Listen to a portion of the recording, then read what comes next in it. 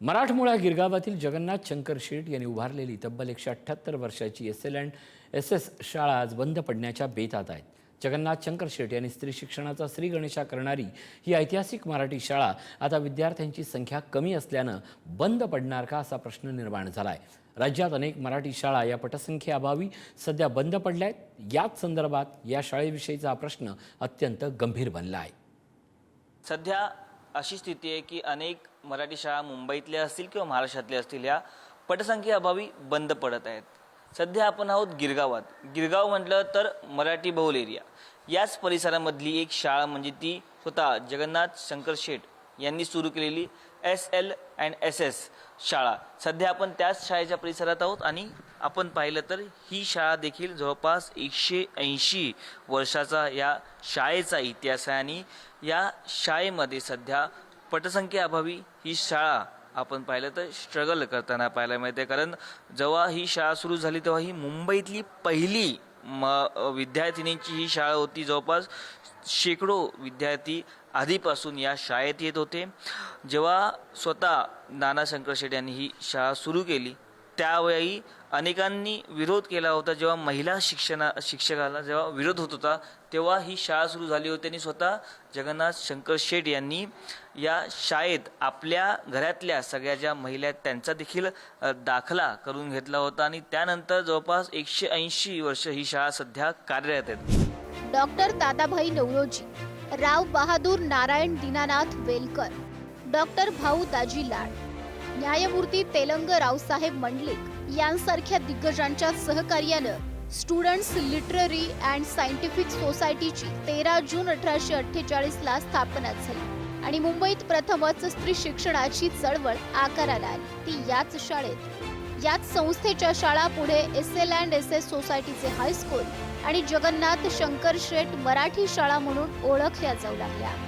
आमचं उद्दिष्ट असं आहे की या शाळेचं एक मराठी शाळा, मुलींची मराठी शाळा ही प्रथम।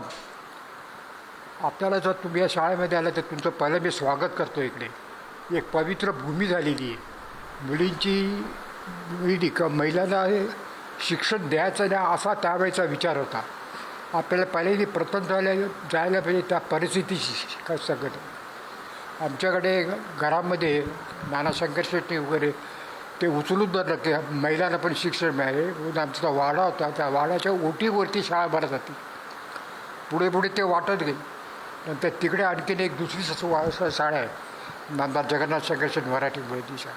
तर ही वास्तू एवढी जुनी आहे। माझे कलिग सुरेंद्र शंकर शेट साहेबांनी सांगितलेलं आहे की ती जुनी वास्तू आहे ना, ती आम्हाला वाचवायची आहे।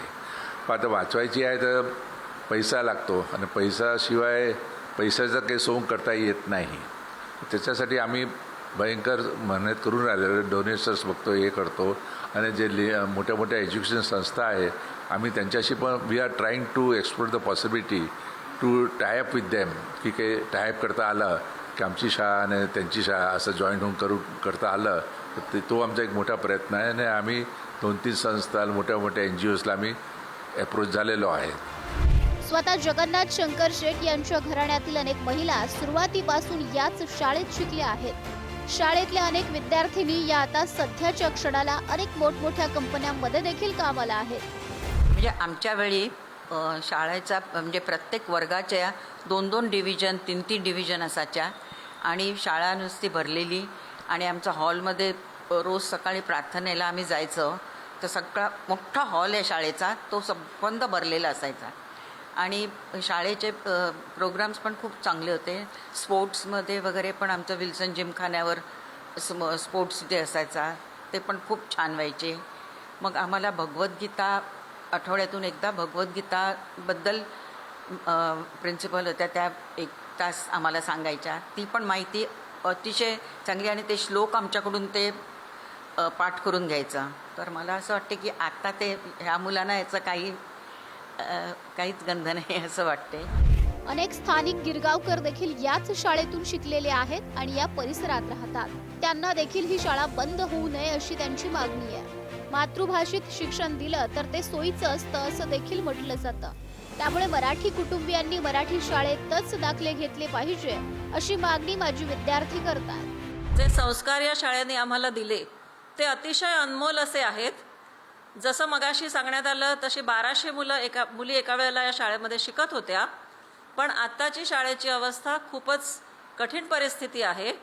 आणि खरं तर शास्त्राप्रमाणे, शिक्षणशास्त्राप्रमाणे मुलांना आपल्या मातृभाषेतून शिक्षण दिलं तर ते जास्त प्रभावी ठरतं. का लाडकी बहीण योजनेप्रमाणे शासनाने अशी योजना सुरू केली की मराठी पालकांनी त्यांच्या पाल्यांना मराठी माध्यमाच्या शाळेमध्ये घालावं आणि त्यांना दरवर्षी काहीतरी शिष्यवृत्ती देण्यात यावी, जेणेकरून त्या पालकांनाही आर्थिक भार पडणार नाही आणि जी शाळा आपल्याला शासन मान्यताप्राप्त आहे त्या शाळेची आपली फी सुद्धा अत्यंत कमी असते.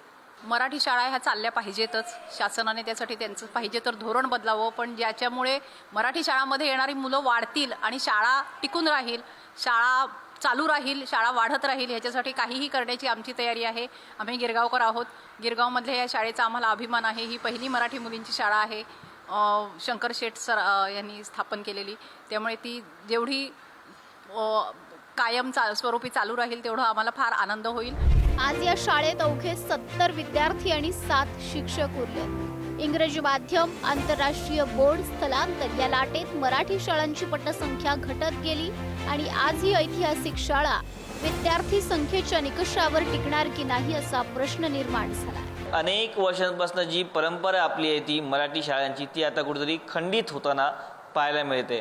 ही शाळा वाचवण्यासाठी ह्याचे जे ट्रस्टी आहेत ते आतुनात प्रयत्न करताना देखील पाहायला मिळते. पण मुंबईत मराठी शाळा वाचली पाहिजे यासाठी देखील शासनाने प्रयत्न केला पाहिजे असं आता लोकांकडून बोललं जाते. कॅमेरा पर्सन कवितासह मी पद्मेश पवार, पुढाई न्यूज, मुंबई.